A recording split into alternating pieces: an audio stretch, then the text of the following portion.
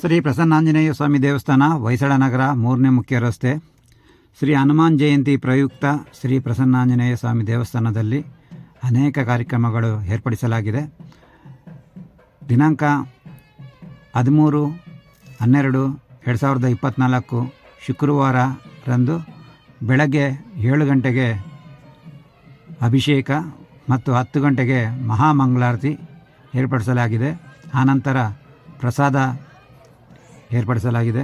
ಪ್ರತಿ ವರ್ಷದಂತೆ ಈ ವರ್ಷವೂ ಸಹ ಹನುಮಾನ್ ಜಯಂತಿಯನ್ನು ಅದ್ಧೂರಿಯಾಗಿ ಏರ್ಪಡಿಸಲಾಗಿದೆ.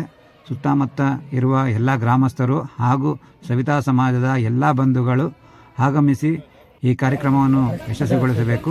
ಅದೇ ರೀತಿ ಮಂಗಳವಾರ 15/12/2024 ಭಾನುವಾರರಂದು ಶ್ರೀ ಪ್ರಸನ್ನಾಂಜನೇಯ ಸ್ವಾಮಿ ದೇವಸ್ಥಾನದಲ್ಲಿ ಹುಣ್ಣಿಮೆ ಪ್ರಯುಕ್ತ